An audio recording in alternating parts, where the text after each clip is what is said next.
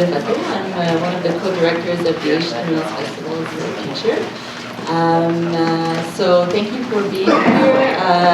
It's my pleasure to introduce the keynote closing event of today's amazing conference.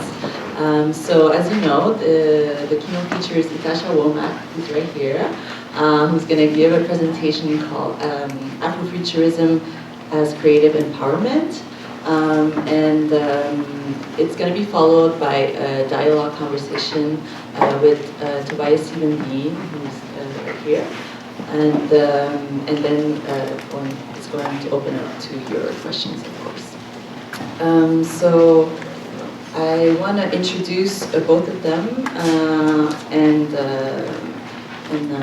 leave the floor for the discussion. So Ytasha Womack is an author, filmmaker, and innovator. Her books include the sci-fi adventure Rayla 2212, Afrofuturism, Post-Black, and Beats, Rhymes, and Life. Her films The Engagement and Love Shorts were featured in film festivals across the United States, and her sci-fi film Bar Star City goes into production in 2014. A Chicago native, she has a BA in Mass Media Arts from Clark Atlanta University, studied media management at Columbia College in Chicago, and received a master's certificate in the New Thought philosophy at the Johnny Coleman Institute. Tobias and Veen is a theorist, turntablist, and media artist exploring sound system occupations and renegade broadcasting media since 1993.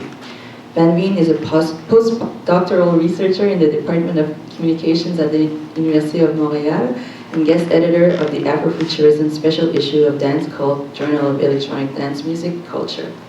Tobias is currently co-editing a special issue on Dance Cult exploring echoes from the dub diaspora with Hillegonda Rydfeldt and a collection on control techniques with Anna Weidenbaum. And so before I leave the floor for our two guests, I would like to thank them and to also speak to the fact that it's really special to have, you guys don't need to know that, but Tobias is a friend of mine, and I met Ytasha a couple of months ago in Chicago, and I just wanted to speak to how Afrofuturism inspired the conference and the festival and the theme of Zer0 Future. I kind of see these two concepts as being sisters. So welcome, Ytasha.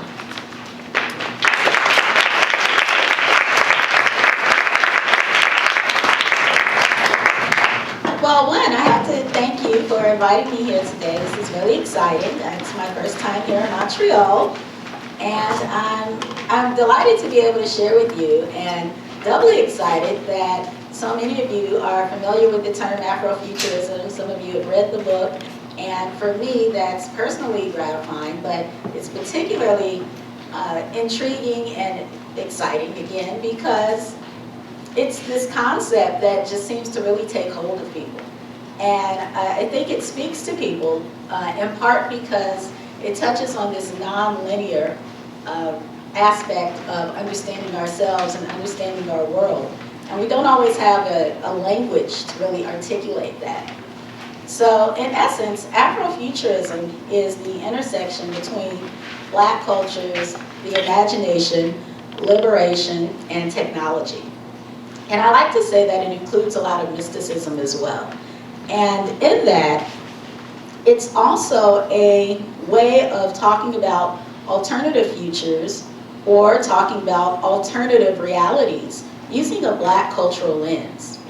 Now, the term itself was created in the mid or early 90s by Mark Derry, but the concepts around it have existed for a very long time. I would say it can stretch back thousands of years in terms of looking at your relationship to the space around you, looking at our relationship to the imagination and how we create our world, and also looking at our relationship to the cosmos at large, right? Or using imagination to both create, to transcend circumstances. And what makes Afrofuturism a bit different from, say, some of our counterparts who used it in the past, is that in this more modern age, we look at this concept of Black identity, right? But we talk about it in the context of it being a technology. And that's what separates, say, Afrofuturism from just general science fiction. One of the things that separates it. This concept that race is a creation. And race as, and we're all taught this, race is created. But I don't know if we really understand it.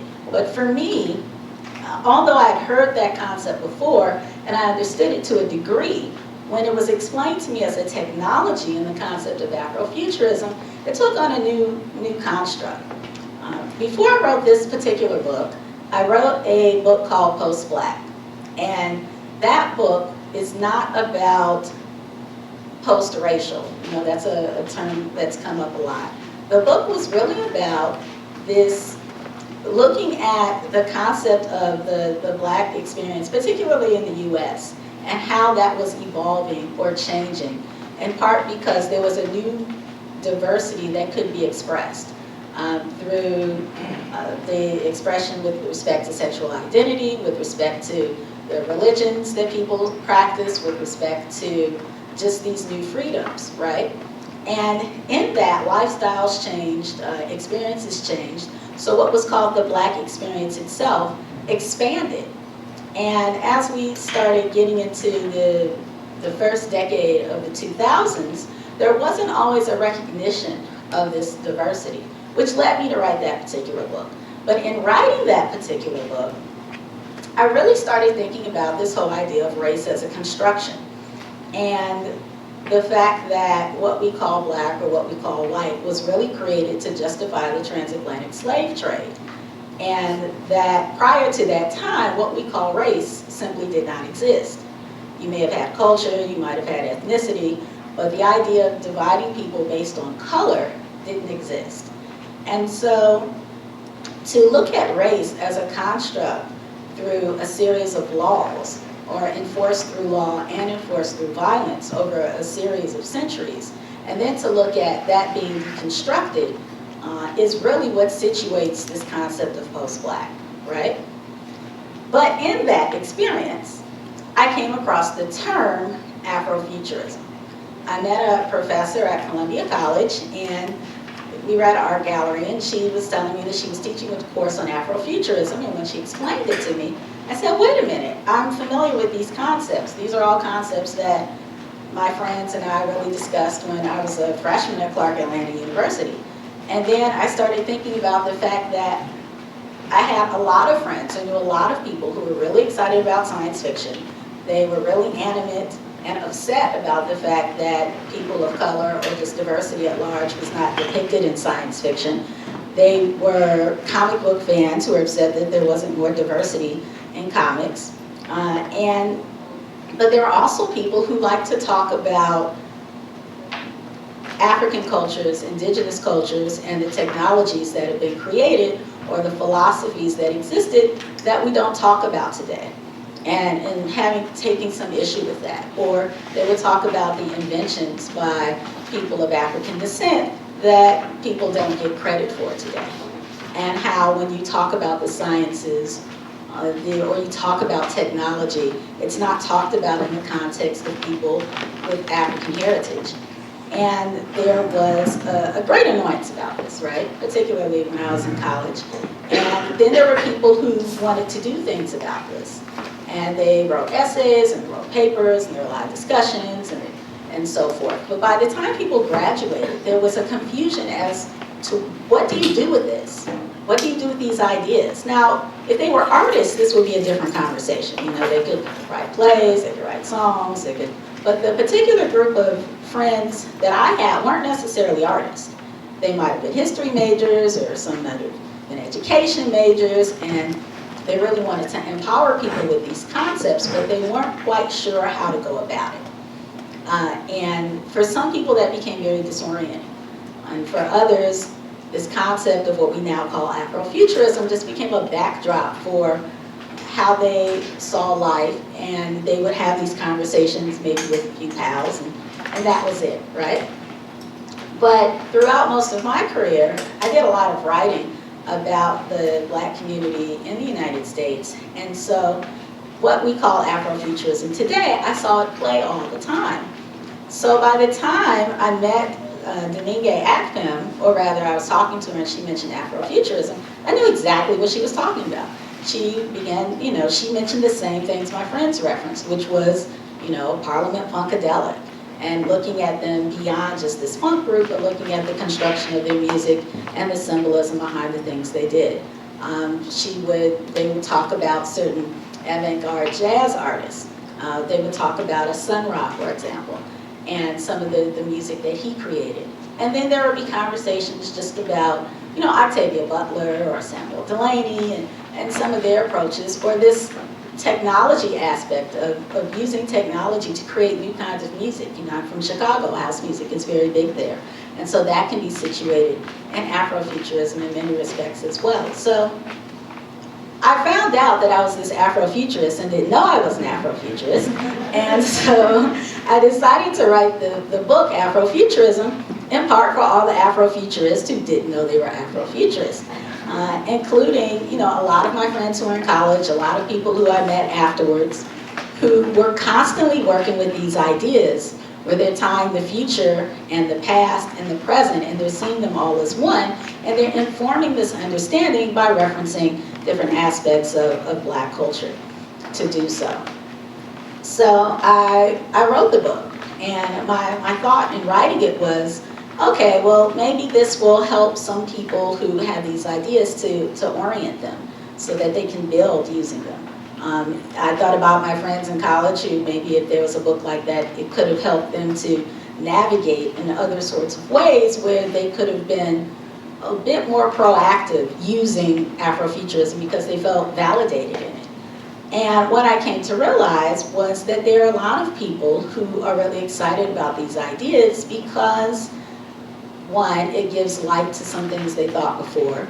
And then on the other hand, for some sci-fi fans, it just gives them another perspective to talk about science fiction. So, in short, science fiction and Afrofuturism differs from science fiction or traditional science fiction in a couple of ways. The primary one being that one of the main references are different aspects of Black cultures around the world. There's some people who like to talk about it, particularly in the American context, but I don't think it's limited to that by far. I think that it pulls from these different understandings of self. Two, as I mentioned, it looks at race as a technology. And there's a very clear understanding, informed from some of the experiences of people from the Black diaspora, that every technology is not a progressive technology. And so, whereas some of our colleagues who were futurists saw all technologies as, being highly progressive. That's not necessarily something that's been demonstrated, particularly when you look at this idea of race as a technology. Three, one of the ways that Afrofuturism really differs from just mainstream science fiction is the concept that the future and the past and the present are often expressed as being this continuum or being part of one. And while there's a lot of emphasis on the future, if you look at a lot of images, there's this very deep connection to the past. Now this particular image, this is the book cover for Afrofuturism. It was created by John Jennings, and if you look at it, there are aspects within it which you could say are cyborg-based. But then when you look at it, you can also say, well, it also embodies some aspects of traditional African culture and some of the celebrations within it. And so there's this mix of the past and the present, even in just the imagery. And what's really intriguing about this is if you look at a lot of work by people who now call themselves Afrofuturists, there was this constant, what you would call Sankofa concept of wanting to bridge the past and the future, almost as if, well, in an attempt in many ways to, particularly for people in North America, I think to bridge this concept of understanding, to kind of go back to, in some sense, some essence of a time prior to this creation of race, to reconnect with what may have been lost. And Afrofuturism, in some ways, is a way of going about that. a way of claiming that, but not claiming it in a linear sense, but very much doing so in a non-linear way. I also think it's a way of claiming feminine identity, or claiming feminine expression, or feminine perspective, or the feminine aspect of, you can even say, spirituality in some ways, and really claiming that as being a central piece within the work of a lot of the artists who are Afrofuturists. And in short, I think that Afrofuturism, it excites the imagination, because for many people, it's a way of thinking beyond what they see around them. It's a way of not feeling limited to how you are defined. You know, there's always been this conversation around, with respect to Black identity, about people being told who they are, and then this negotiation between that. Well, in Afrofuturism, it's more of a statement of who you are, but this statement isn't purely uniform. You know, my statement of who I am could be very much different from someone else who would be categorized as Black, and their statement as to who they are. But we can all work with the same concepts and pull from a lot of the same references and still be very much your own self. And I think that it's really interesting too, because Afrofuturism does intersect very much, well, it intersects with a lot of concepts. It intersects highly with feminism. It intersects with indigenous culture. It intersects with a host of ideas, because this intersection is not a problem. There is no this way or the highway. There is this idea that you can speak with respect to who you are, and then showcase the best of that, and then take the best of that and express it in the moment and take it into the future. So Afrofuturism excites a lot of people because it's not purely pessimistic. You know, there's not this one form of existence, and there's this understanding that using the imagination as a power tool is not just this flight of fancy, but it's also one that is very central to who we are, and one that helps people to connect with their true selves. So when I talk to kids about Afrofuturism, they get really excited because they say, okay, well, that means I can see myself in the future. And I think that's a really interesting idea, that there's some people who do not see Black cultures in the future. I mean, obviously you look at some depictions in film and you don't see that, but when you talk to actual people, you know, and there's this idea of, well, wait a second, we'll be in the future? Or, oh wait, you mean I can write a story about myself in the future and I can reference things that I know and that's okay? I mean, these are some of the conversations you hear people that come out, and you say, wow, okay, this is a real hijacking of the imagination here. You know, if someone can't imagine themselves into the future, or if other people can't imagine someone who looks like them in the future, or doesn't know how to pull from some of these aspects of culture and see how that can shape the future. And that's where we get into the liberation piece. You know, the liberation piece, of course, starts on this individual level, where you're freeing yourself and having a new relationship with yourself around these ideas. But then the other piece is using some of these concepts, or feeling empowered to shape your world, feeling like you can be an agent of change, and feeling like you can be an agent of change and pull from the familiar. Now that's very key. You know, sometimes you're told you can be an agent of change, but you have to go somewhere else and study another set of ways and paradigms in order to do so. And for a lot of people of African descent, this particular concept is really kind of drilled in. You have to go to certain schools. You have to go to learn from particular people. You have to be validated in a certain way. And then if you get these validations, then you can come back and you can help somebody, or you can actually change. Now, nothing's wrong with learning anything new. All that's great. But how can you incorporate that, or feel free to pull from aspects of not only your own experience, but aspects of your particular heritage as well? So Afrofuturism does a couple of things. It affirms the agency of people who can pull from aspects of from the African experience, from the Black experience around the world. They can pull from those experiences and help shape the world, right? In the future. But what it also does, it recovers a lot of this lost history, heritage, perspectives that aren't really talked about in a lot of our education systems. You can pull from these different aspects and use that to shape your present and the future, if you like. And so this healthy relationship is one that empowers everyone, because ultimately we aren't totally free to be ourselves if we don't feel comfortable pursuing all aspects that could help us grow as individuals. And these categorizations of race, you know, and some of the power imbalances that were created around that, or other kinds of categorizations as well, have separated us in terms of telling us who we are, what we're supposed to learn, what's supposed to be important, why it's important, and how you navigate through the world to do so. And if you don't follow these particular set ideologies, beliefs, and paths, then I don't know who you are. And you're specifically supposed to do these things based on your culture, or where you live, or where you came from, etc. Well, Afrofuturism is one way of upsetting that conversation.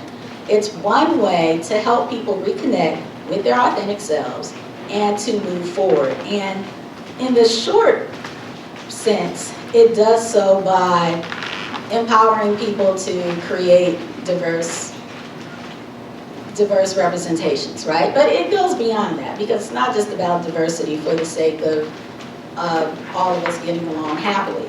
There's the other aspect of connecting with these different ideas and being able to use them to move forward, to rediscover yourself, rediscover our relationship to the world, and just have a grander understanding of how we came to be here in the first place, and how you can use that to really move forward.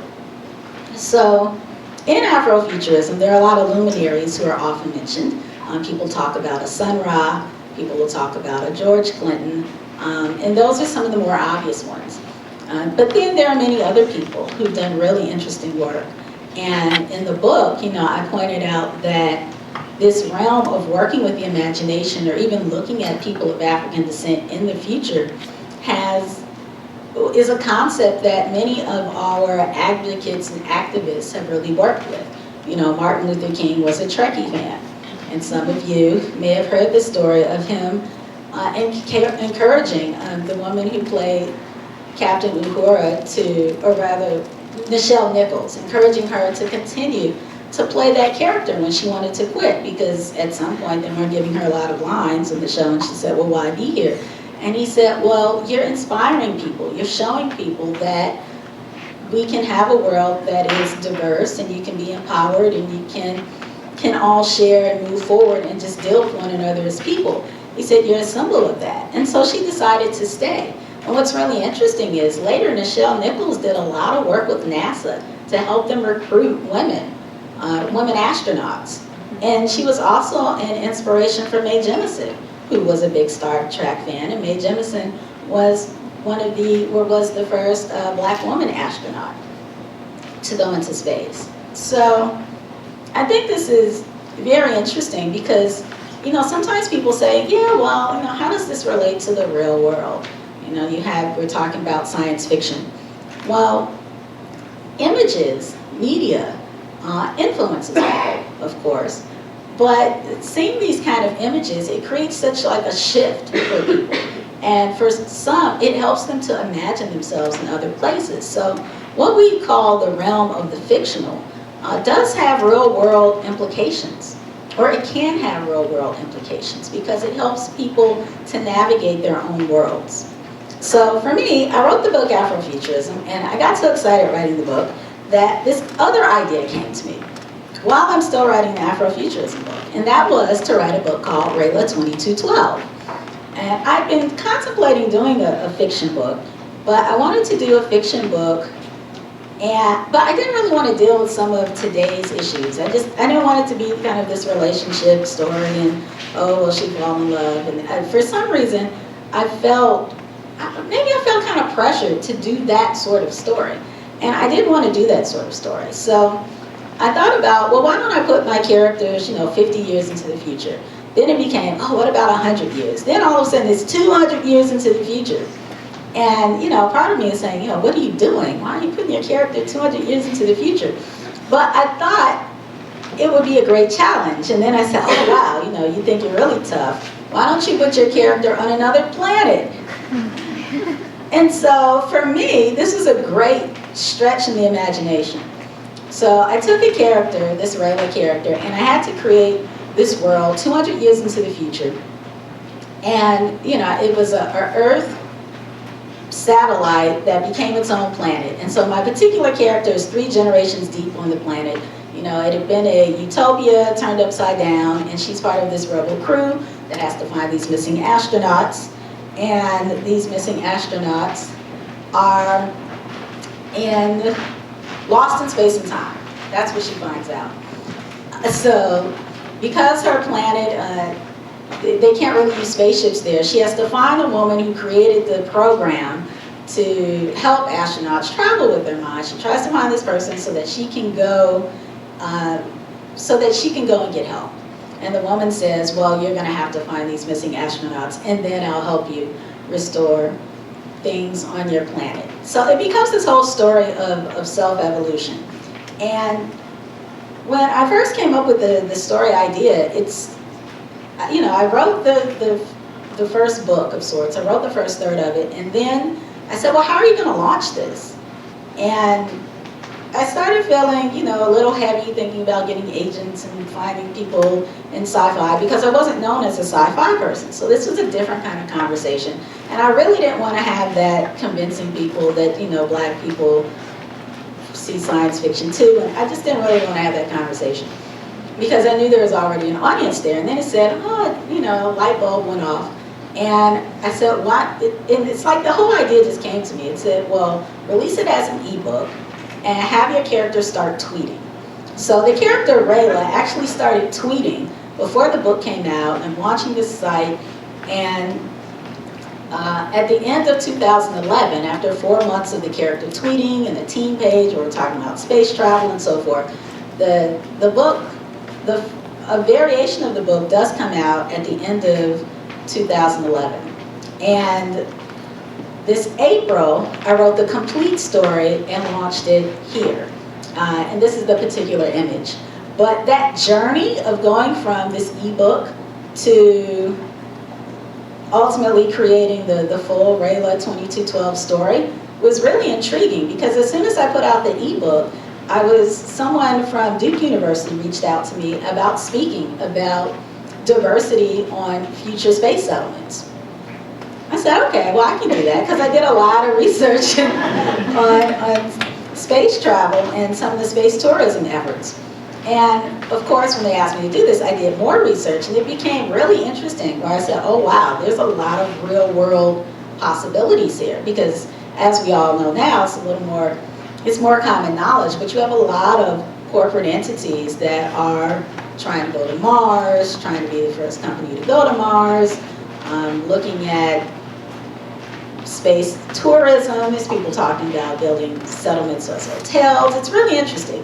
So at some point within this century, we probably will, well actually the date was, I think it was beginning of maybe 2025. We're supposed to have some sort of manned travel at least NASA has announced that as a target date. And they're just one group that's announced that as a target date. There are a lot of private companies now seeking to go there. Anyway, so I had to do a presentation on this. And in doing so, there were a lot of real world concepts around, okay, if you're going to have these space settlements, are they going to be diverse? What are we taking with us into the future? What concepts, how are people going to get there? Are we going to have, this free labor that's brought there to help build these settlements. How are we creating these places? Even if you're using, the artificial intelligence, what are the lines here? What are the rules? Whose government are you operating under when you're creating these new settlements? And so some of these concepts I had to think about for the story, but now when I'm thinking about it in real life, it's a totally different subject matter. So ultimately, I did write that book, and when I finished writing that book, I had to go back and finish Afrofuturism. So the Afrofuturism book came out first, and then this book came out second. And I want to say, before I show you the next image, that one of the greatest challenges for me in doing the Rayla 2212 story initially was I wanted my character to be a person we identify as someone of African descent, right? But then I had to say, well, if she's on a planet 200 years into the future, and it's, not even Earth, would she identify as being a person of African descent? And then I said, probably not. And so that just shattered how I was going to write the story, because that was part of the point of writing the story. And so I had to really think about this. I said, okay, wait a minute. I don't have a problem with race not existing as we understand it today. I said, but how do you pull those aspects that came from the culture? How do you talk about that without talking about race as we understand it? And that was the fun part, in creating the world. So ultimately, in the creation of the world, I would do things where, Rayla's last name is Illmatic, which comes from the Nas's first album, our hip hop fans out there. And I said, okay, well, obviously somebody in her lineage was a hip hop fan, and they decided to pull their name from the culture, right?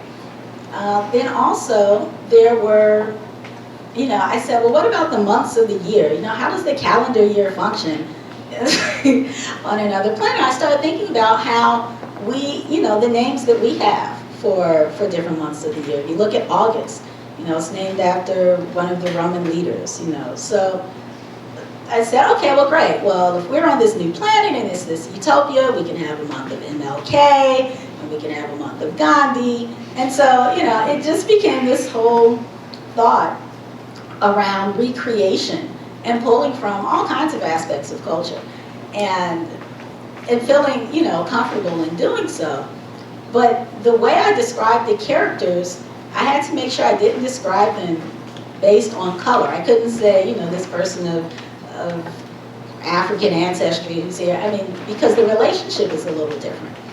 And so I just had to recognize that.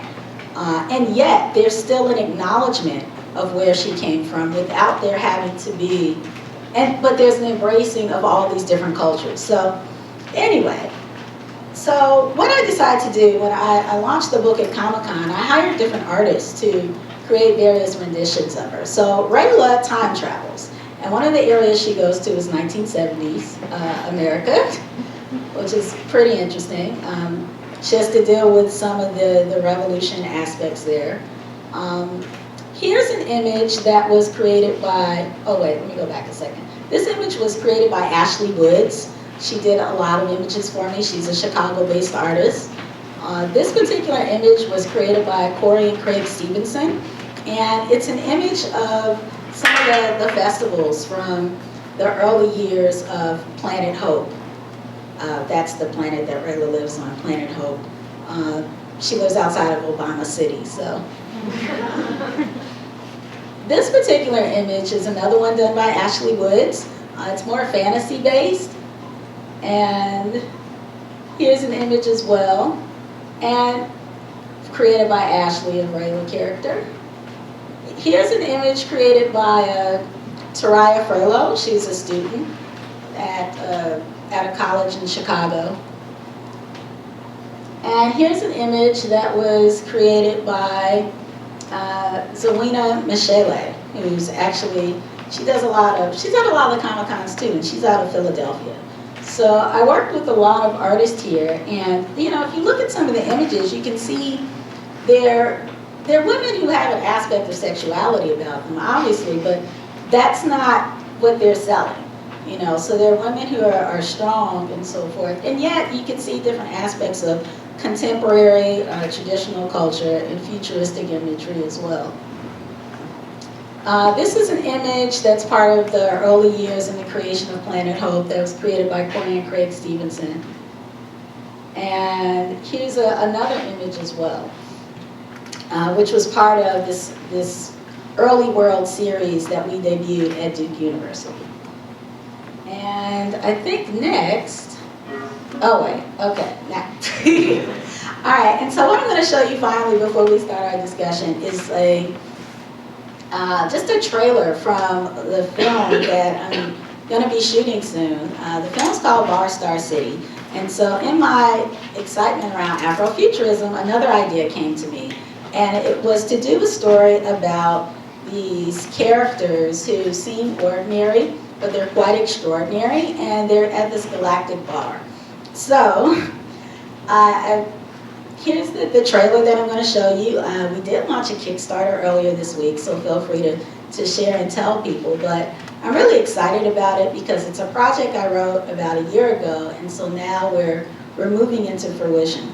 And I think it's really interesting because this whole idea of pulling from images and being able to tell stories, people feeling empowered to tell the stories that they create or the stories of their lives, I think is so important. And to be able to pull from different aspects of the familiar and the not so familiar and feel empowered to do so, I think transforms the artists themselves, but it transforms the people who watch it. So I'm going to show you this trailer. It's about 2 minutes long, and then we'll begin our conversation.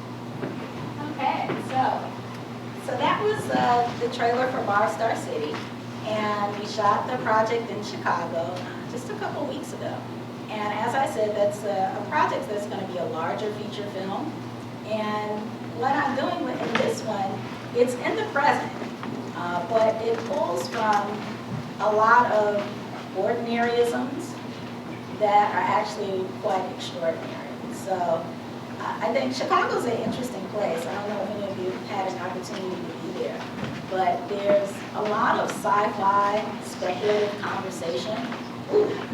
A lot of sci-fi speculative conversation there amongst align with the Black community. And I wanted to kind of play on this dynamic of having some of these elements come to light in an actual no-name bar setting. So this is my piece. I'm excited about it.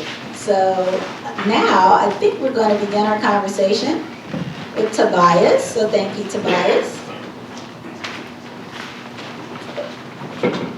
Thank you.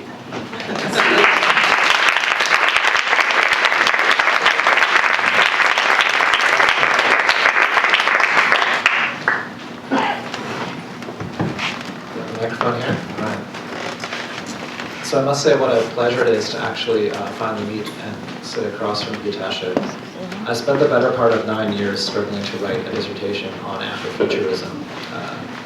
I come out of, as a turntablist, I come out of a history of being intimately involved with Detroit techno and Chicago acid house, even though I come from the west coast of Canada. And that speaks to the way these kinds of musics travel and conjure imaginations that capture very different kinds of people within them. And in the sort of final death throes of attempting to write a PhD dissertation, which I know many of you are in the midst of or will be, Ytasha's book came out. And it was such an amazing and open, welcome piece of writing. It clarified many ideas for me that were previously muddled, and it managed to say in about 1/5 the number of words what I was struggling to say in hundreds of pages. She has incredible style in her writing and many incredible gems of sentences. And I just want to begin actually by rereading one of your definitions of Afrofuturism and then going even deeper into some of these ideas and concepts. You've actually already said much of what we might potentially discuss, but I know there's even deeper that we can go into this. In your book, you say that Afrofuturism is an intersection of imagination, technology, the future, and liberation, in which Afrofuturists redefine culture and notions of blackness for today and the future by combining elements of science fiction, historical fiction, speculative fiction, fantasy, Afrocentricity, and magic realism with non-Western beliefs. And I know that the term you immediately added would be also the past. The past is reconfigured. The past is reinvented so as to reimagine new futures that destabilize or unsettle the present. And that's also, I think, the more interesting force about Afrofuturism, is that it's not just a speculative project that exists elsewhere or elsewhen. Maybe on my phone. We'll just ignore that. But it's a project that draws people in to reinvent their own lives and creates new conditions in the present for imagining new futures. So it's very much a recursive sense of temporality that one gets out of Afrofuturism. And the figure that you spoke of quite a bit was Sun Ra, and it's somebody whom I've spent a lot of time thinking about. And Sun Ra is a very interesting jazz figure from the 20th century who founded his own jazz style, what we might call cosmic jazz or interstellar jazz. And contrary to popular belief, it's not free jazz. It was mainly non-improvised. It was mainly composed and scripted with an orchestra, with a cast of members, several of whom lived with Sun Ra for many years, for decades. And the orchestra continues today under Marshall Allen. And along with the creation of Sun Ra as Sun Ra, Herman Blunt, who more or less erased his birth records and really sought to reinvent himself as the return of an ancient Egyptian black pharaoh from Saturn, and went to extraordinary lengths to do so in music, in writing, in poetry, and in what I would legitimately call, in all senses of the word, philosophy, producing radical thought that decolonized the imagination before we had those kinds of languages and terms that we apply today. So what I'd like to maybe ask a question about is, how do we start to reimagine blackness under these conditions? How do we start to think how Afrofuturism not only creates a sense of creative empowerment for new futures, and not only challenges notions of race, but also challenges received discourses around blackness, and where I want to move here is challenges notions of what it means to be human, and the kinds of narratives that have existed for a long time telling us who is human and who is not human, or in other discourses, who is the master and who is the slave. Because I think that's actually one of the more powerful aspects of Afrofuturism, is abandoning all kinds of logics and frameworks of what it means to be human by refusing to acknowledge that the human is the be-all and end-all of categorizing species existence. Yeah, well, it's really interesting. Well, I've thrown you a big one to begin with, huh? Right, no, it's really interesting because, we talked about blackness and whiteness as these creations, right? And within that, we're finding ourselves, but as we break down these barriers, there is a new understanding around who we are, not just within a specific culture, but just who we are as human beings. And recontextualizing that history, and then also understanding that we can create a different future based off of this recontextualized history. So when you talk about someone like Sun-Ra, right? Sun-Ra was particularly fascinating because he created this mythology, which for him very much was a reality, that he was a person from Saturn brought here to enlighten the world through music, primarily, to use different tones, different harmonies that can heal different chakra systems, that can help you either teleport or reimagine yourself, or a host of things. He very much believed in the power of music. And his story is very much the same kind of conversion story that some ministers would have, where they had this moment and they saw the light, except for when Sun-Ra talks about it, it sounds like part alien abduction, part minister, I saw the light, right? So whether he was adding something to it or not, I think there's two really important things to recognize. One, he had to, in order to be the person who he felt he truly was, he had to imagine he was from somewhere else. So the constrictions that he felt as a person of color at that time were so rigid that in order for him to be his true authentic self, he had to reimagine that he was from Saturn, okay? And live a life as if he was from Saturn. And that totally changed the trajectory of his music and his life and his work and everything. So whether you want to say he really came from Saturn or he didn't, he lived a life as if he very much did. Now, whether some of this was part theatrical or not, that's the lower end of it, right? The higher end of it is that he needed that belief system in order to transform himself and to live a life happily here on earth, viewing himself as a person here to enlighten. And some of the trials and tribulations he experienced were, I guess you could almost say, ran parallel with how people might look at the story of, say, Jesus, for example, right?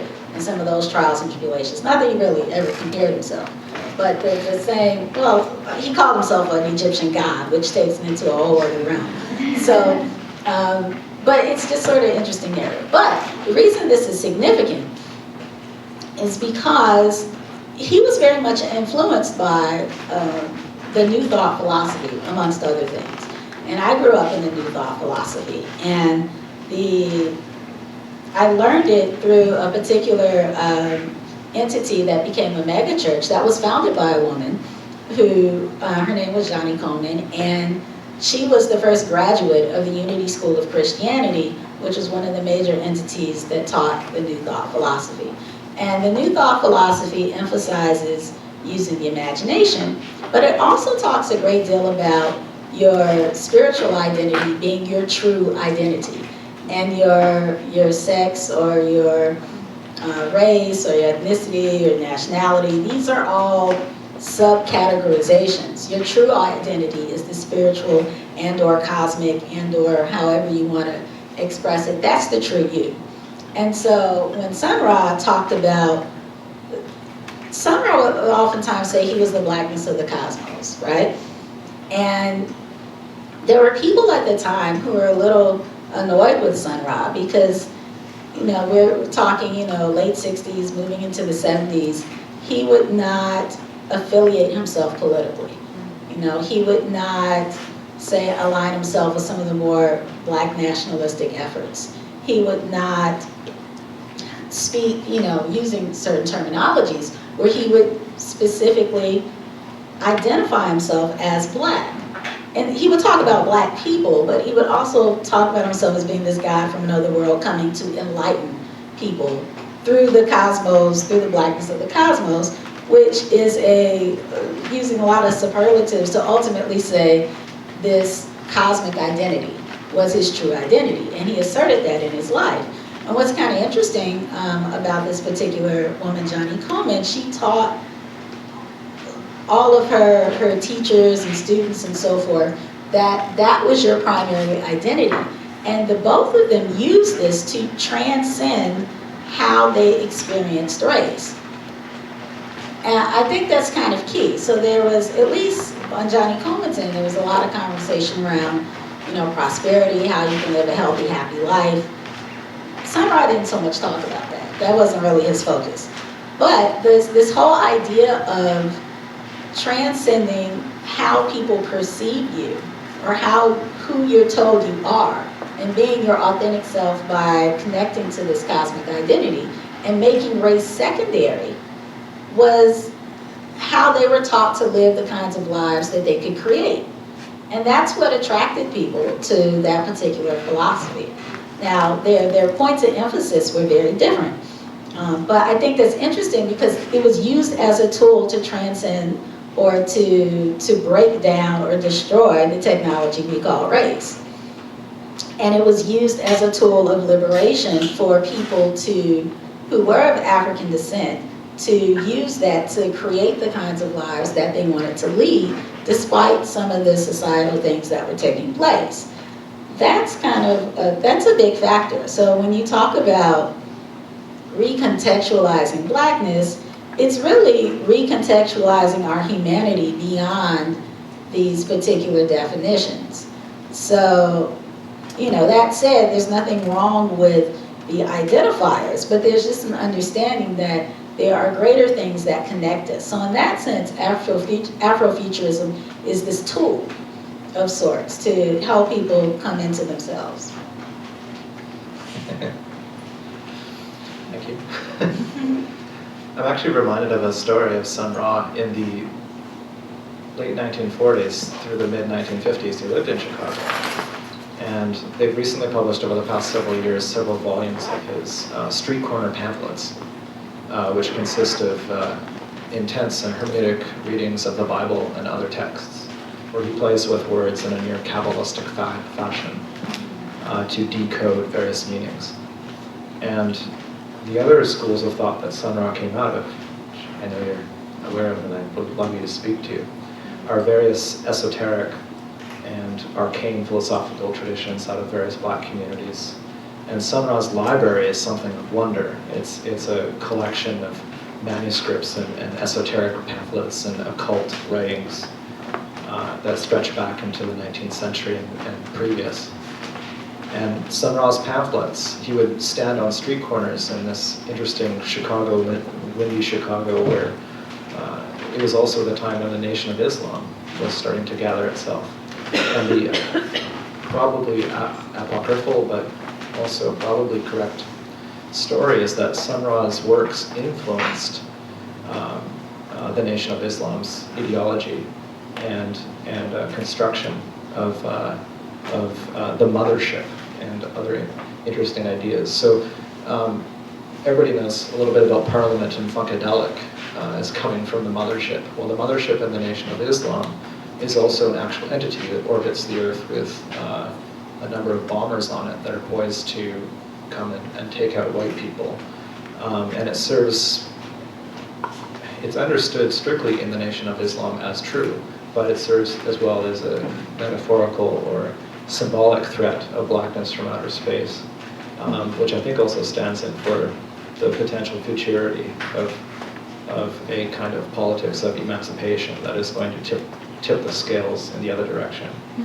Now, what interests me in this little side tangent is the influence of Sun Ra, but also the greater influence of what we're calling Afrofuturism here as a political force, as acting as a major force within 20th century capital P politics, as always being hand in hand with huge currents of Afrocentricity. So you spoke how Sun Ra didn't want to align himself with black politics proper. And there's again a story where when Amiri Baraka changed his name and moved from downtown New York and hanging out with the sort of white bohemians and beatniks and hippies, and then shifting to uptown and forming the sort of Harlem Black Arts Center, Ra came along and played, but he still refused to align himself with that movement, which created quite a contentious moment. Later, Ra went and taught a course at Berkeley called Black Man in Cosmos, and stayed at a house that was provided by the Black Panthers. So there's always been this really tight connection between this figure of Afrofuturism before the word and militant Afrocentric black politics, but always sort of informing it and at the same time deforming it because of this perspective that also draws from many esoteric and occult literatures and backgrounds, including shamanic and mystical traditions around healing and music. I'd love if you could just lead off from there and speak to that. Sure. Well, in the times when Sun Ra was emerging, you know, we're talking 50s, 60s, he came from, well, before he came from Saturn, of course, he came from Birmingham to Chicago. And these communities it was a segregated community. I think I saw one documentary that said there was a person who lived in this neighborhood that we now call Bronzeville in Chicago. And the person said that before World War II, you know, it was a crowded area. And Bronzeville is not very big, you know, maybe a mile going east, a mile going, you know, a mile one way, a mile in the opposite direction. I mean, it's not, and even that might be a stretch. But you had, you know, the Great Migration, so you have hundreds of thousands of people coming up. And so the guy said by the time he came back, after World War II, he said the population had like quadrupled. And he said it was just, you know, it was really intense. And it's not that people didn't want to move elsewhere, they couldn't move elsewhere. And slowly those things sort of changed. So when you talk about, and this didn't just happen in Chicago, it was a lot of the major cities, everybody knew everybody.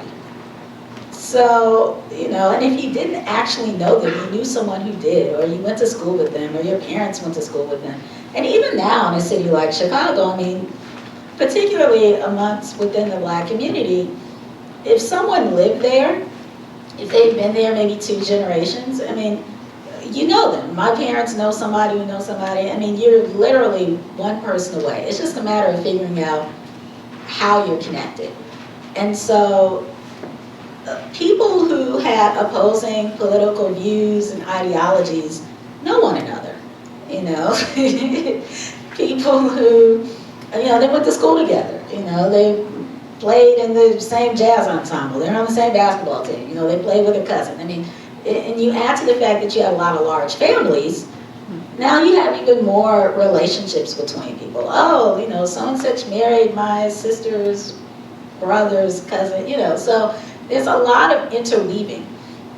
So it's not necessarily that someone has to literally, you know, hey, I can stay, you can't really stay away from certain people when you're in these physical communities. But even beyond that, when you expand this notion that people, you know, they can move elsewhere, you're still connected because you still have these same points of reference.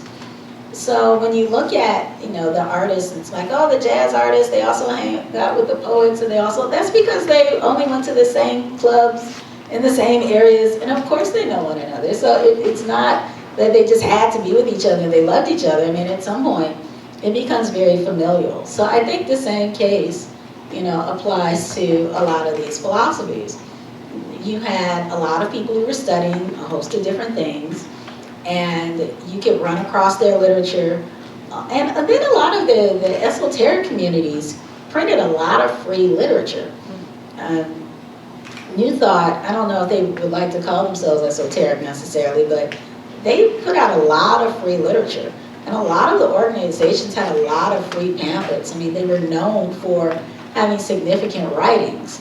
And you had a lot of small presses. So there's a lot of information just floating around all over the place. And that was very natural.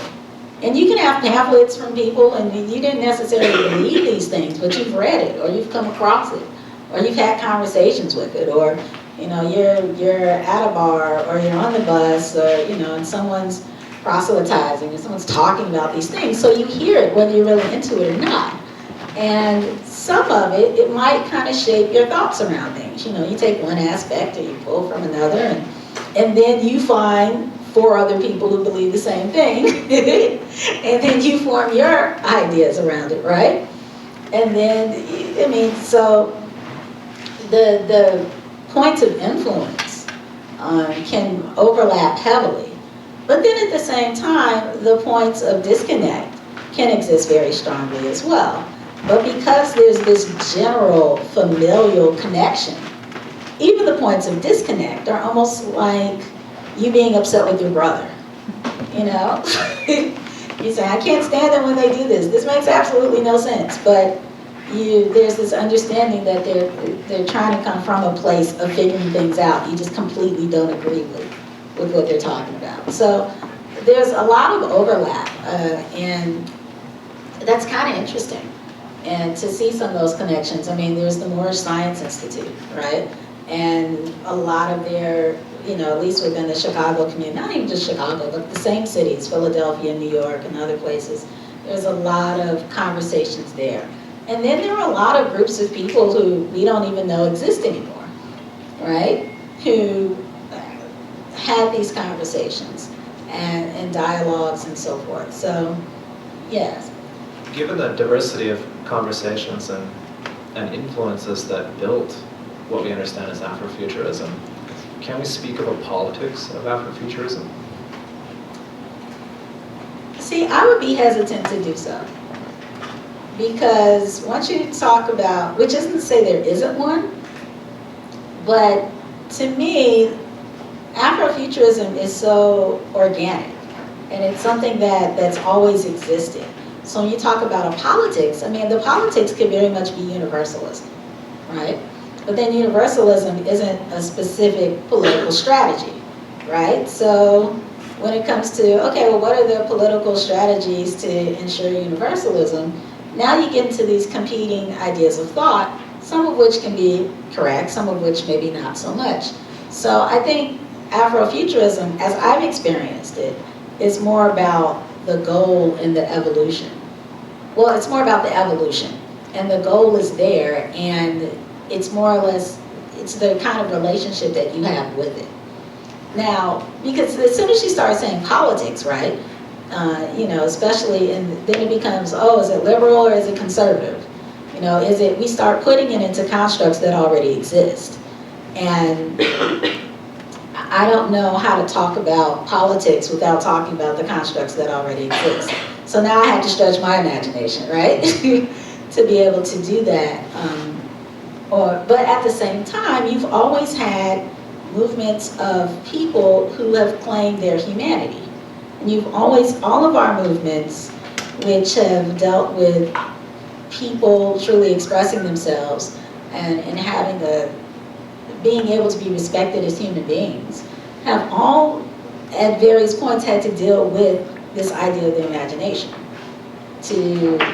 Whether it's using the imagination to push past various circumstances to get to that point, whether it's to just see it as possible, depending on how dire the circumstance was. And then there's a resilience as well.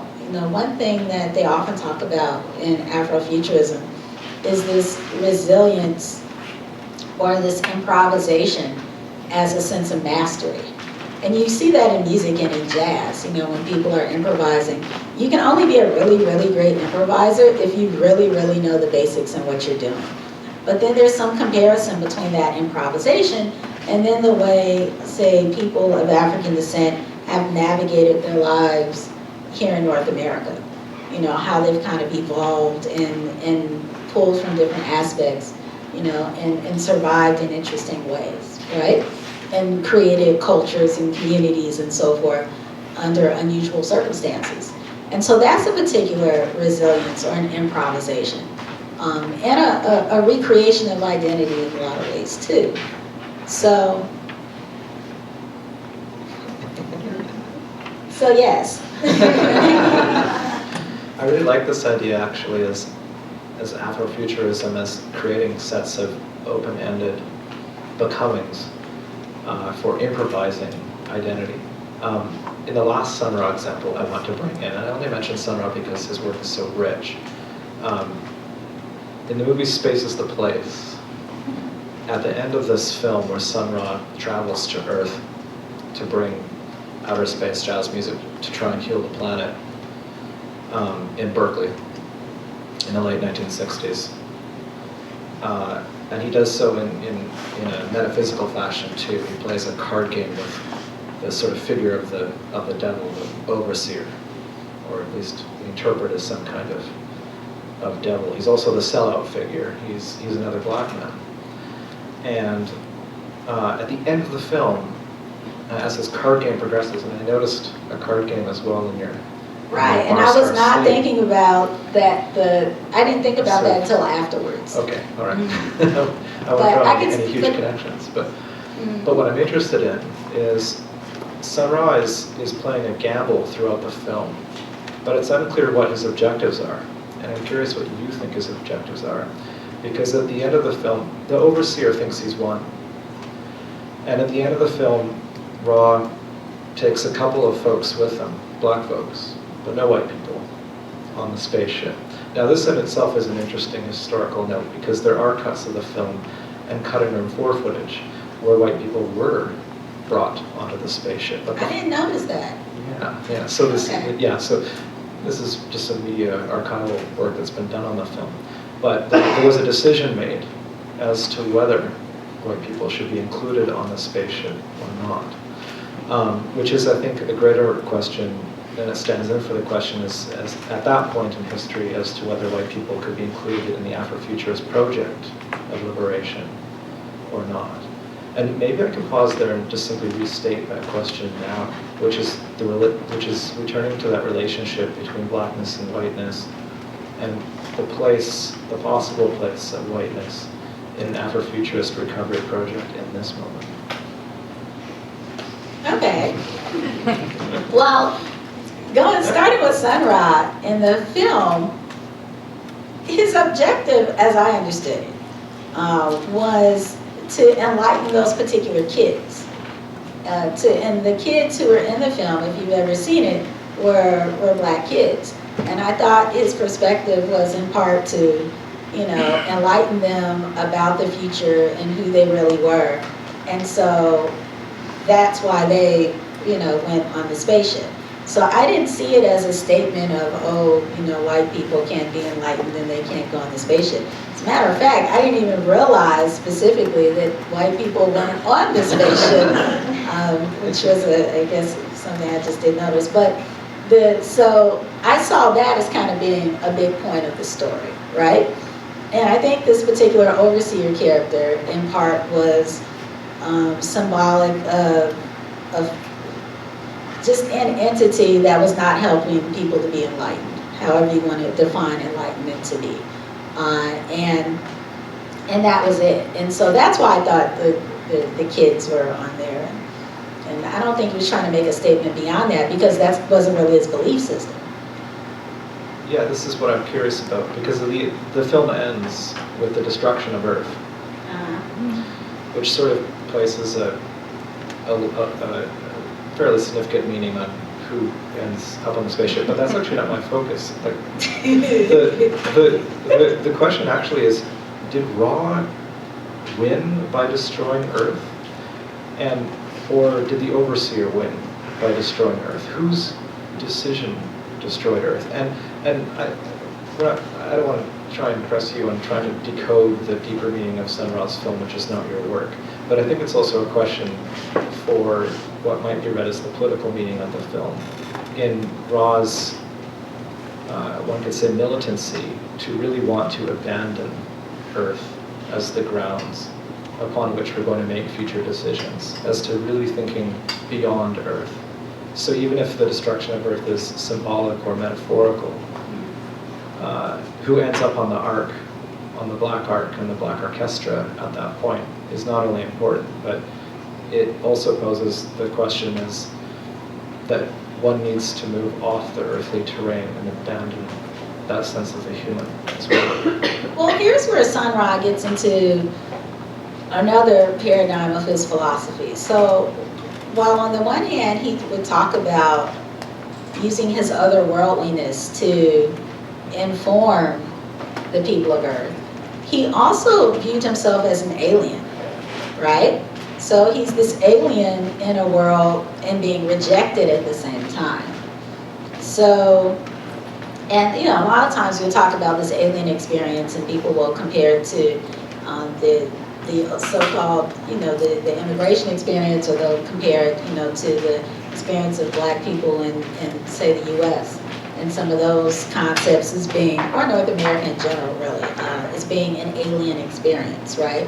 And Mark Derry made some correlations there. But I think for Sun Ra, when he's talking about this experience of being an alien, here's where he kind of dances between two ideas. He's both highly empowered, right, and highly enlightened and here to share all these blessings, but at the same time he's being rejected. And so viewing himself as this alien it's a way of justifying the fact that his otherworldliness, as he sees it, is not transforming the world.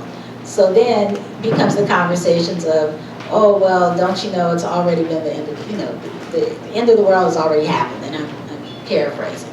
Or don't you know I can't think of it. Well, this is where we come into Public Enemy, that Armageddon been in effect. Right, but see, at the same time, Sun Ra didn't really believe that the world was real.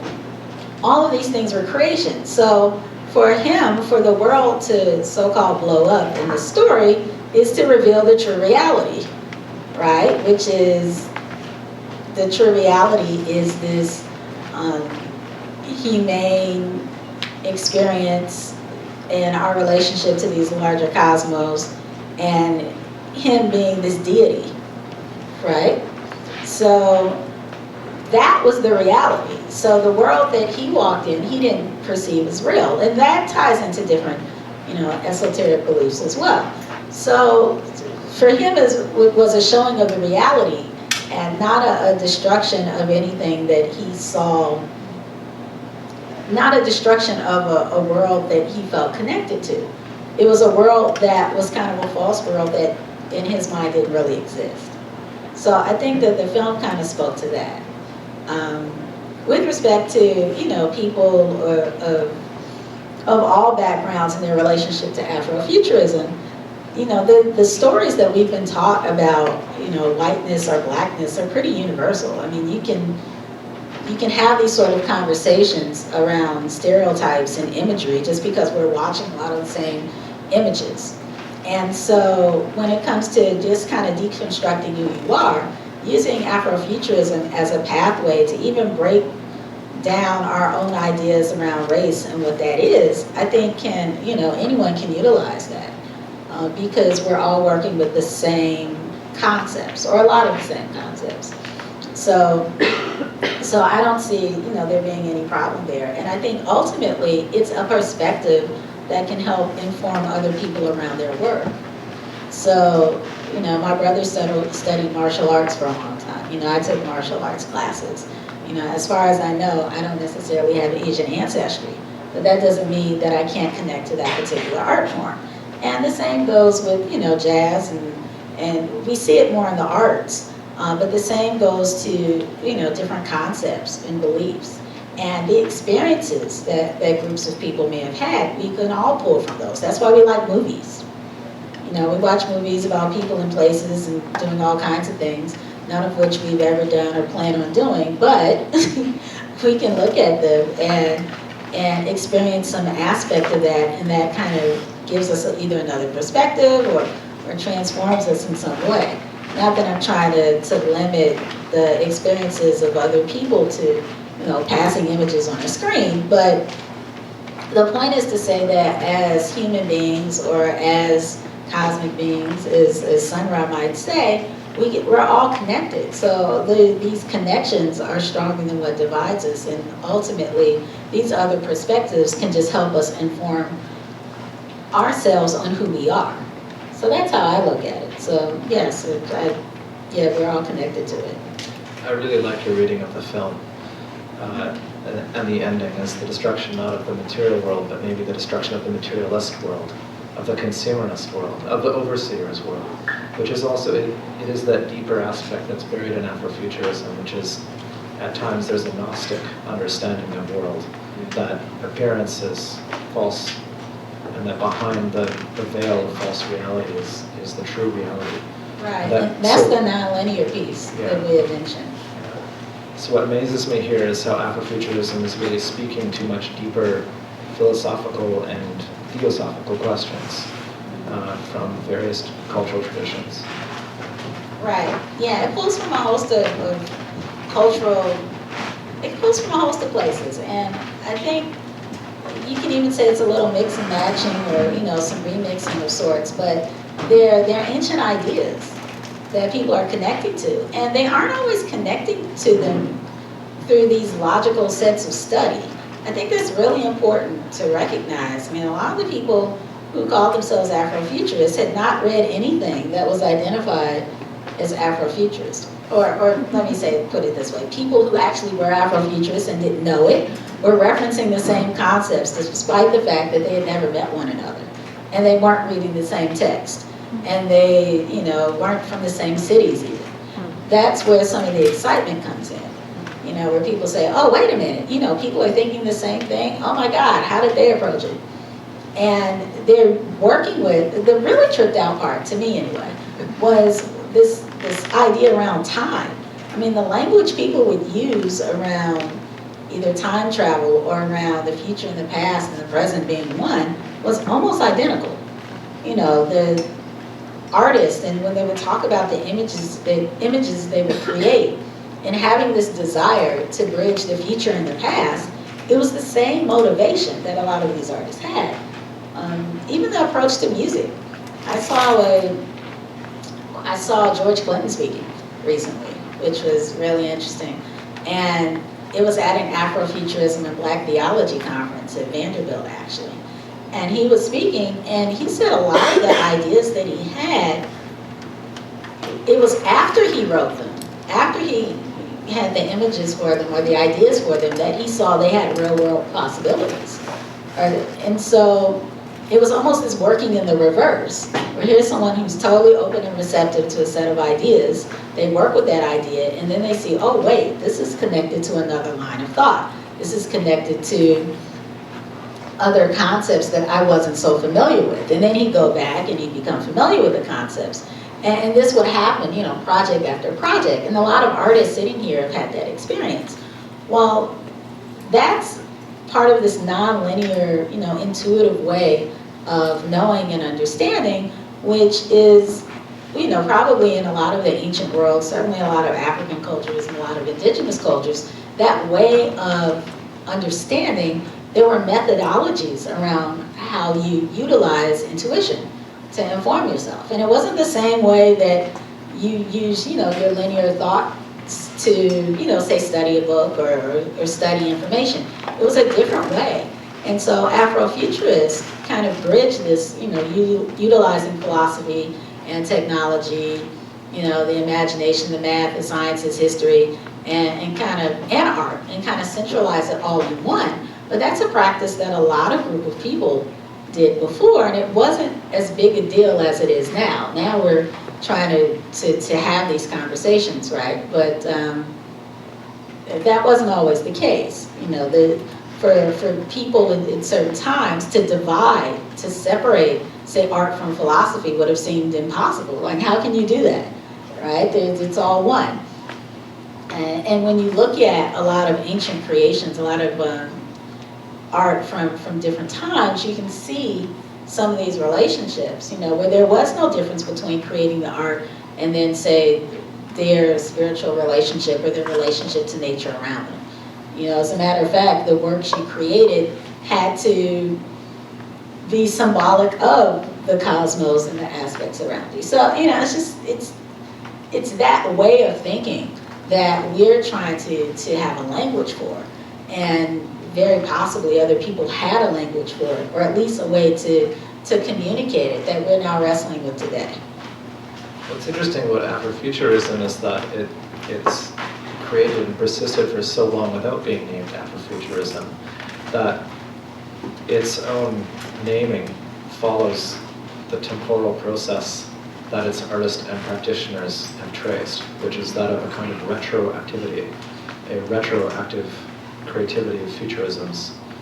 So we speak of Afrofuturism today, but it wasn't named as such until the early 90s. Right, and even a lot of people then weren't familiar with it. And you speak in your book, you quote the artist Colleen Smith, and she kind of summarizes this temporal process that we're getting at here. She says that speculating about the past and speculating on the future while reconfiguring the present tense constitutes this Ouroboros or retroactive cyclic temporality. The British Afrofuturist and writer and theorist Octavia Butler calls it chronopolitics. We could talk about Octavia Butler in her book Kindred, who uses time travel to return to the slavery era. But then the way that time travel affects the narrative generates, and I'm going to return to this word, a political force within the text. Do you see, as Ytasha does, this temporal cyclicity as a chronopolitics, or is it just a formal temporal structure? Can we call it a chronopolitics, or is this a form of chronos?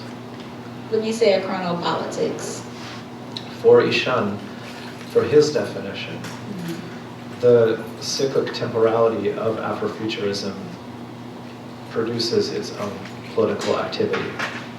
It produces conditions for present change and imagining new futures, which for him is the base definition of political activity. I would say so. I mean, I think that a lot of Afrofuturists, or even in our own lives, contemplating the future or contemplating the past has a change. It changes how you perceive yourself and your relationship to the larger world in the present. So if people are constantly doing that, then that becomes a statement of sorts, whether you're aligning with other people consciously to do so or not. If you're constantly contemplating these different ideas, and then it changes your thinking, which then changes how you operate and navigate in the world, whether you identify that or you don't identify that, it becomes a political statement because it's an agency of self, right?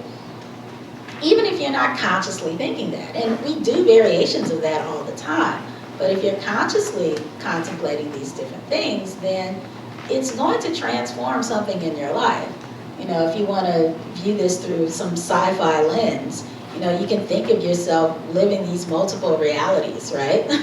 If you look at these different strains of realities, and each one is influenced by how you change your thoughts in the moment, and then your decisions, based on your contemplations, you go left versus going right. Or I think that I personally feel that those are probably very real things. But we just, because we're in our own bodies, we can't see it that way. And so that said, all of it's the butterfly effect, right? Where one thing, impacts something else. And that can become a little hard to gauge if we're looking at, well, what's the source or where did it start and so forth. But all of these contemplations, it always changes the present. And to me, if it does nothing else but changes the actions that you take in the moment, that's more than okay. You know, you don't have to love science fiction, and you don't have to create, you know, these wonderful works of art.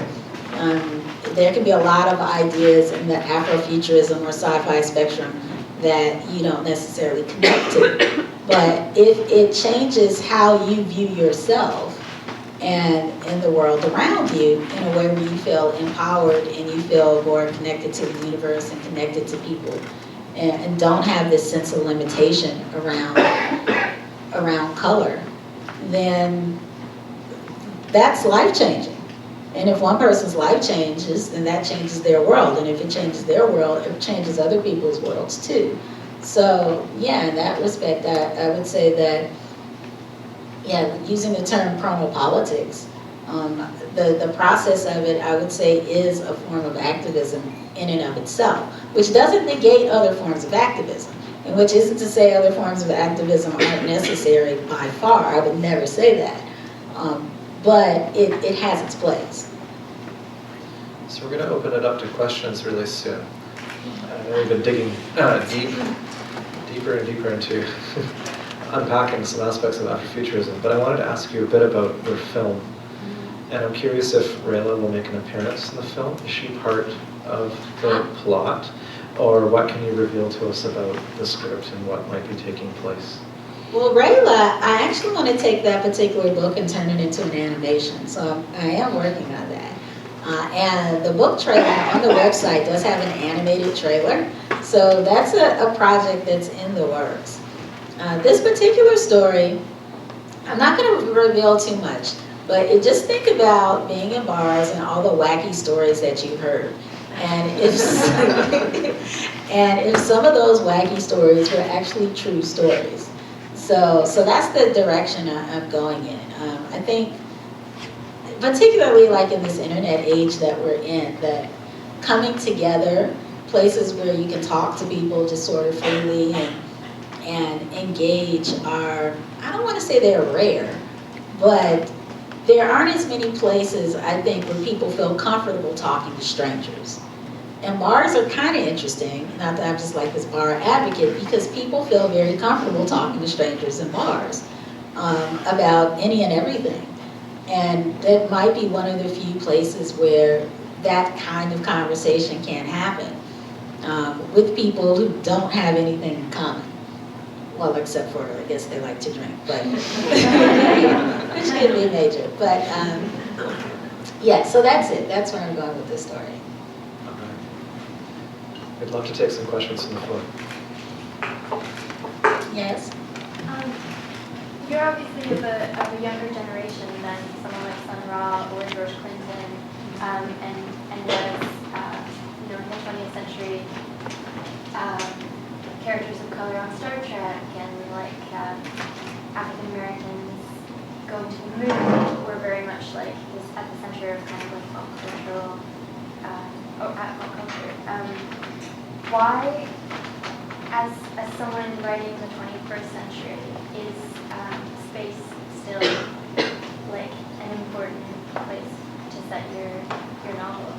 Like why did you choose? Well, just because once you start talking about space, it takes you out of your present reality, for me.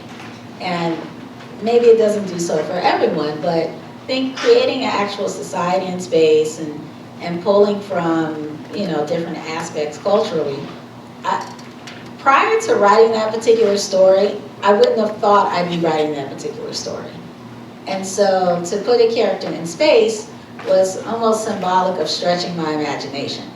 So that was a stretch in the imagination for myself. Now, you know, other people, maybe, you know, the idea of telling that sort of story wouldn't have seemed so, you know, revolutionary necessarily. But for me, it was a personal stretch just based on the kinds of stories that I was writing before.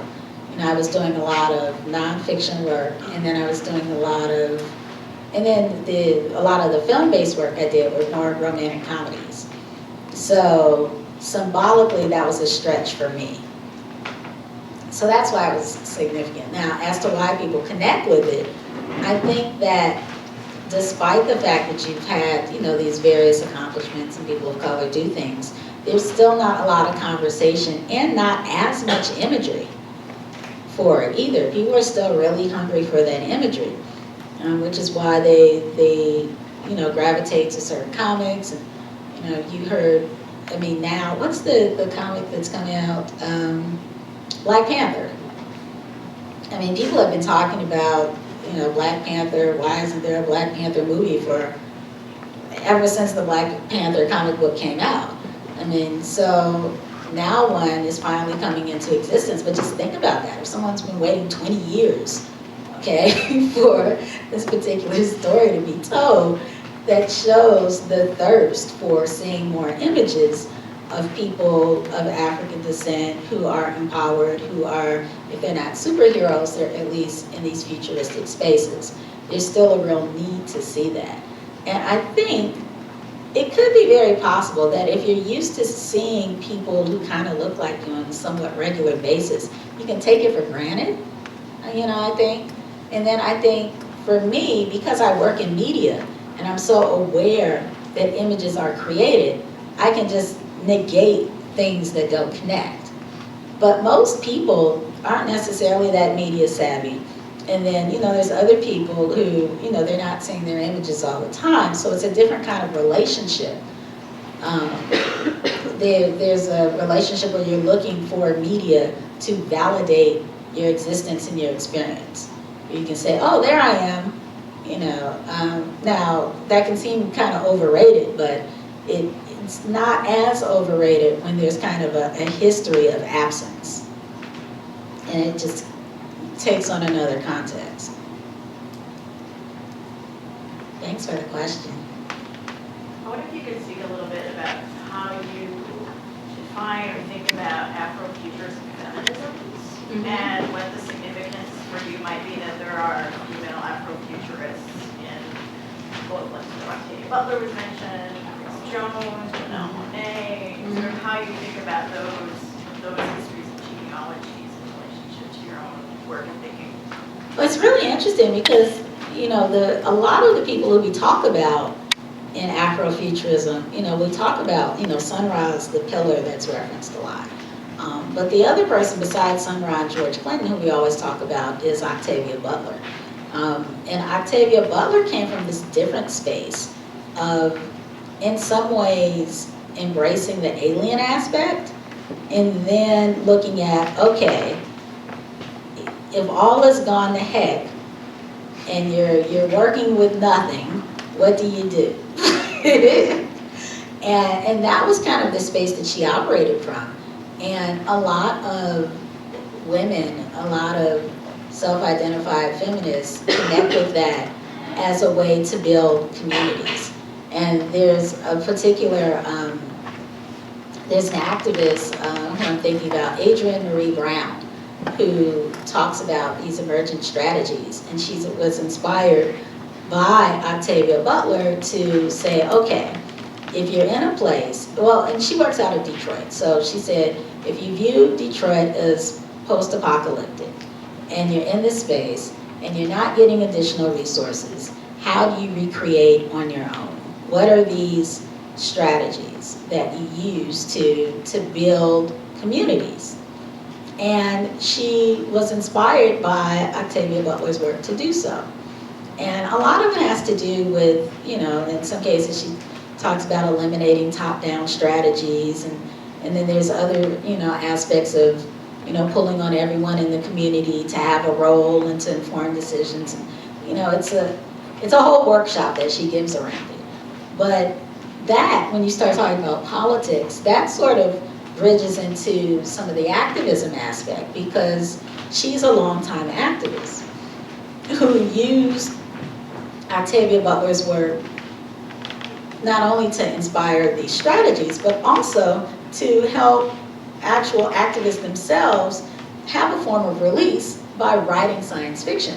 So there's another collection that she's put together with different activists who are writing their own science fiction stories, because sometimes you have people working really diligently on these very difficult tasks, and they, may be so deep in it that they don't know when it'll ever be resolved. Maybe it'll be long after their lifetime, but that viewpoint is not one that helps people to thrive and feel good about themselves when they're working on tough issues. So if you start reactivating the imagination and say, hey, can you write a short story around, you know, what the world would look like if your policies came into being? Well, that helps the activists themselves think a little differently, and who knows how it changes their world and how they interact with people as a result, and how it might speed up the process behind what they're doing, or change how they go about resolving whatever work that they're doing. So I think that's really, really significant. Really, really interesting. I think that there are other people who, as artists, are pretty intriguing. You know, Grace Jones, when we talk about in an Afrofuturist standpoint, I was a little kid when Grace Jones was really popular, you know, kind of at her height. And I just, you know, she was almost this kind of amazing being, and it was like, where did she come from? And I knew some of the songs and videos, and, you know, I saw a lot of the imagery and, you know, some of the films that she was in. But I think she kind of she set a lot of trends. You know, if you look at a lot of people today, in the fashion world, a lot of our artists, you look at a Rihanna, or you look at, not just Rihanna, I'm trying to think of some names here, anyway, I'll come back to it, but it's a lot of artists who they pull from specific things that Grace Jones did. They really use her fashion, but she was more than a fashion icon because she re-emphasized the fact that you could be a browner woman with short hair and make a statement about you can be very much feminine in doing so. So she kind of put that particular image in your face and said, this is femininity too, right? But what was also really interesting about her is she took on this, what we would call a masculine expression in some ways. And she embodied it so aggressively to almost make a statement about femininity, which is kind of intriguing. And so, and she pushed this sort of to the extreme in a way that was a little different. But she set a lot of styles, you know, that whole fade style that a lot of guys have, like the flat top and a box.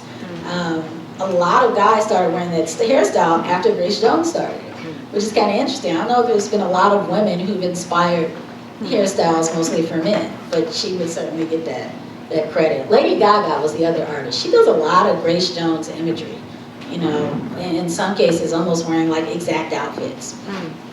But Grace Jones would be the person you would look to for that.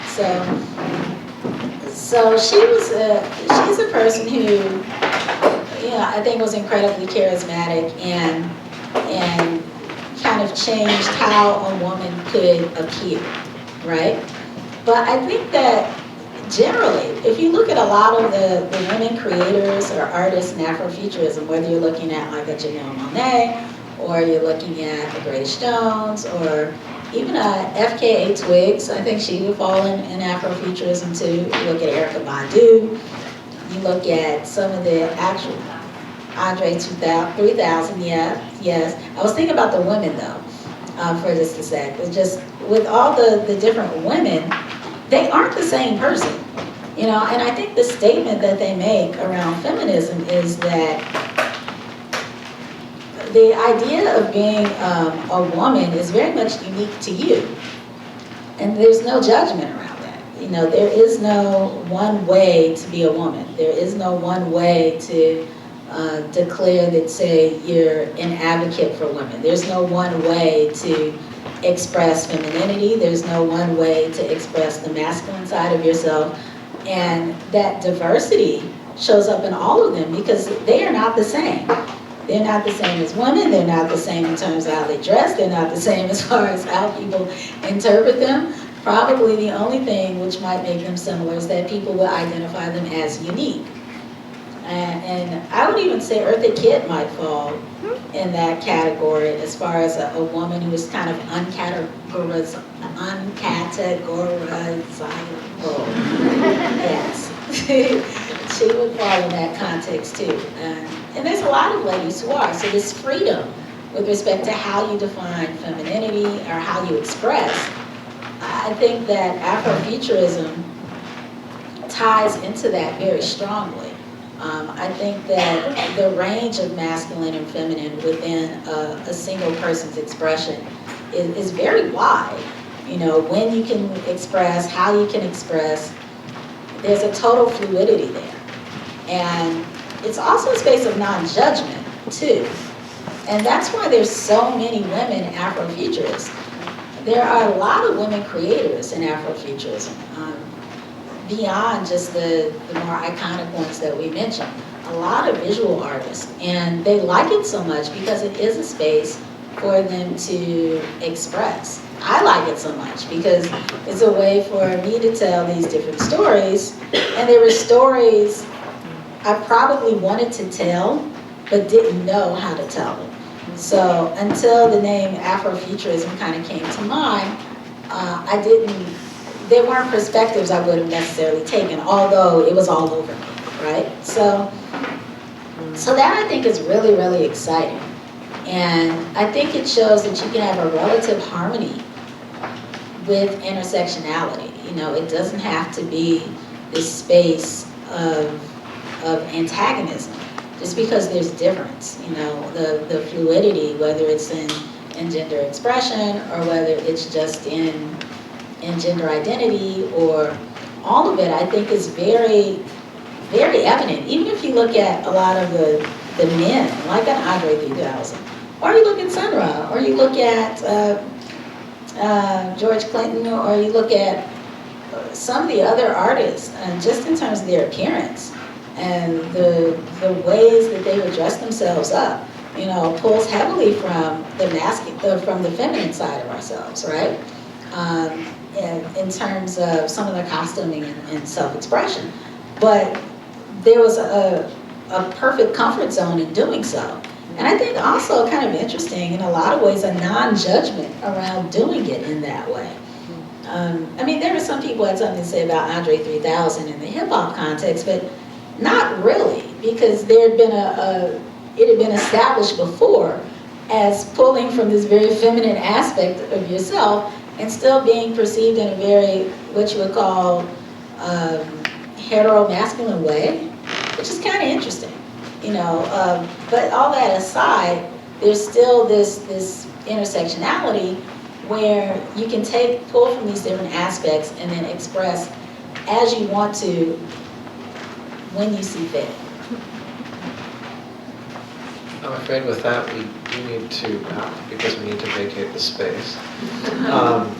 But I encourage everyone to please come downstairs with us to the Sala Tapas restaurant, where I'm sure we can continue the conversation. And I would like to thank Ytasha Womack for coming to Chicago.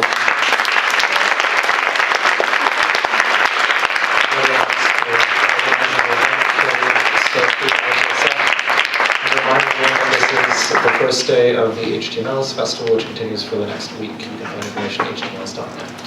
Thank you.